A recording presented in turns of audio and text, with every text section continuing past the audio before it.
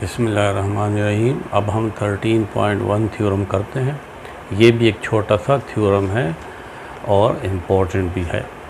तो इसमें आप पहले स्टेटमेंट देखें, if two sides of triangle, यानी आपको एक ट्राइंगल गिवन है ए बी और सी आर अनइक्वल, यानी इस ट्राइंगल के दो साइड अनइक्वल है। अगर आप देखें तो बी सी साइड आप देखें ये बड़ा है और ए सी साइड छोटा है, तो अनइक्वल हुए। The longer side has an angle of greater measure opposite to it. ये जो लॉन्गर साइड है इसके अपोजिट जो एंगल होगा वो बड़ा होगा।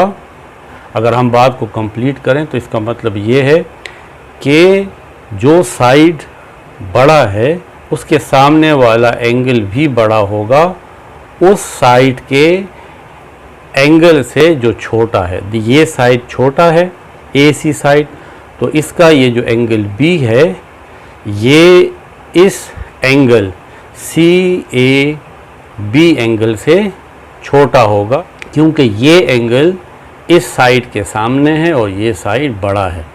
तो बड़े साइड के सामने वाला एंगल भी बड़ा होगा और छोटे साइड के सामने वाला एंगल भी छोटा होगा इसके मुकाबले में। यानी जो साइड बड़ा उसका एंगल बड़ा उस साइड के एंगल के मुकाबले में जो साइड छोटा है। तो अब इसमें गिवन क्या है? गिवन है ट्रायंगल है, ट्रायंगल ए बी सी, और ये भी गिवन है कि एक साइड यानी B C side is greater than A C side. To prove, क्या प्रूव करना है? जो बड़ा साइड है उसके सामने वाला angle C A P, angle C A B ये ग्रेटर देन होगा इस एंगल से जो छोटी साइड के सामने है एंगल बी से। थोड़ी सी कंस्ट्रक्शन कर लेते हैं। कंस्ट्रक्शन ये है कि इस सी बी के ऊपर हम एक पॉइंट ले लेते हैं डी,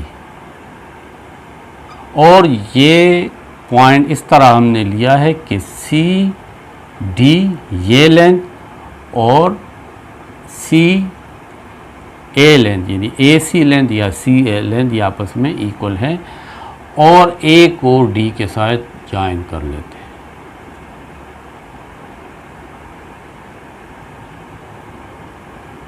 तो यहाँ पे दो एंगल भी बन जाते हैं। इस एंगल को हम 1 कहेंगे और इसको 2 कह लेते हैं। कंस्ट्रक्शन में है take a point D on C B such that, और ये पॉइंट हमने इस तरह लिए हैं कि सी डी ये जो लाइन सेगमेंट है ये सी ए के कॉन्ग्रुएंट है। जॉइन डी टू ए। ये सब कुछ करने के बाद अब हमने इसका प्रूफ करना है। ये बातें आप जहन में रखें, मैं इसको रब करता हूँ। प्रूफ, यहाँ पे हम प्रूफ करते हैं। एक साइड पे स्टेटमेंट लिखेंगे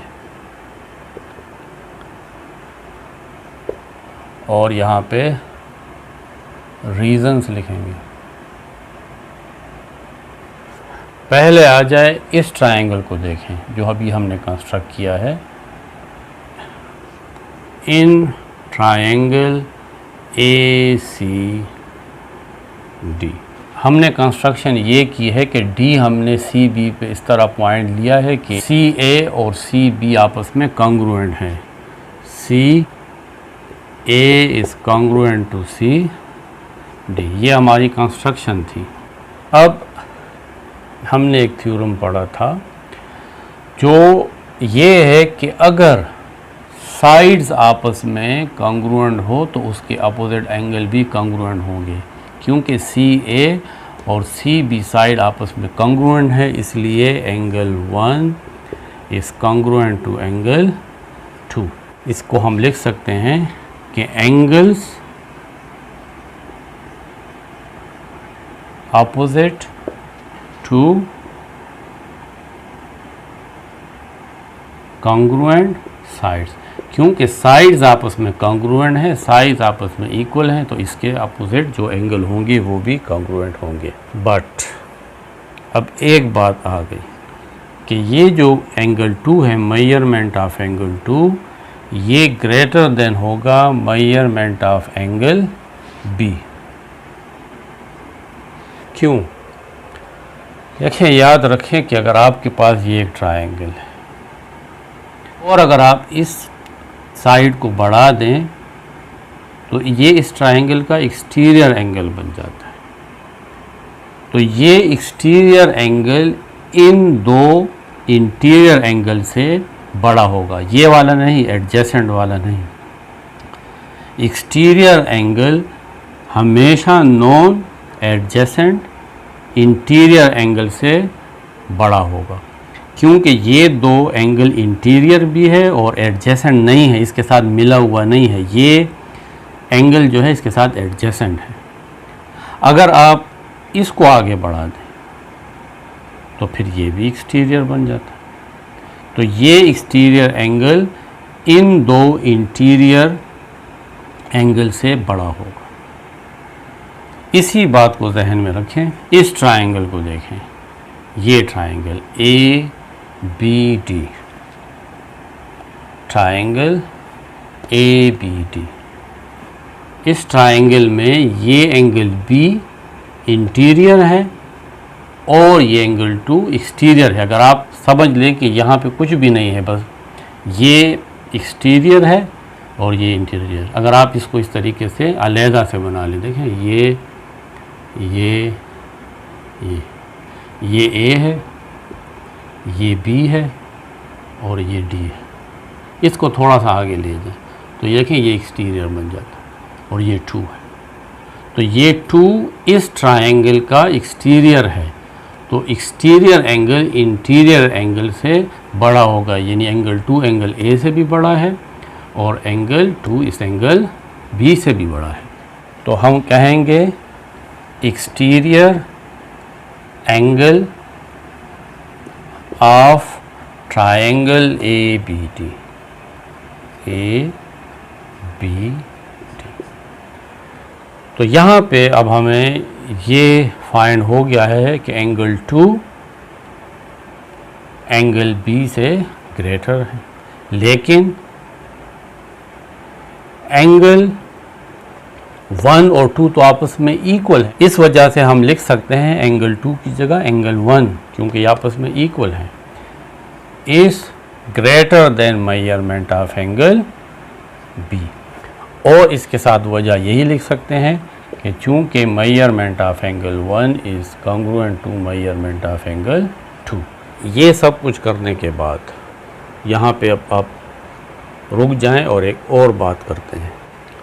इस पूरे एंगल को देखें, सी ए बी को, measurement of angle C A B is equal to, अगर आप इस सी ए बी को देखें, ये दो एंगल्स का कॉम्बिनेशन है, एक ये और एक ये। तो मैं इसको लिख सकता हूँ measurement of angle 1 plus measurement of angle D A B, D A B.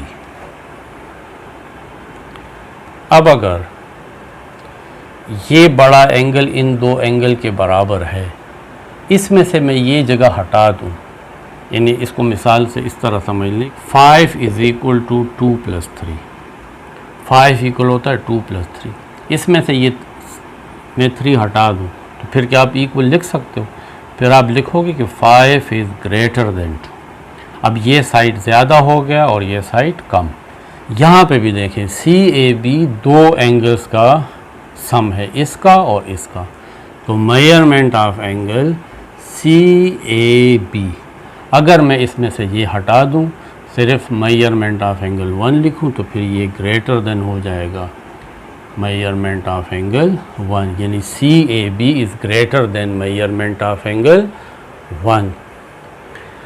measurement of angle CAB is greater than measurement of angle 1 and measurement of angle 1 is greater than measurement of angle B.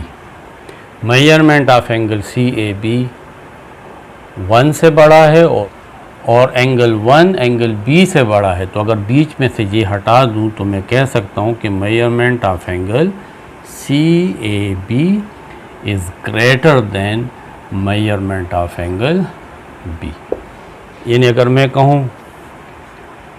कि 7 5 से greater है और 5 2 से greater है, तो बीच की value हटा के मैं ये भी तो कह सकता हूं कि 7 इज़ ग्रेटर देन 2. ये बात यहाँ पे भी है कि CAB तो ग्रेटर देन है एंगल 1 से, लेकिन हमने ये प्रूफ किया है कि एंगल 1 तो एंगल B से भी ग्रेटर है.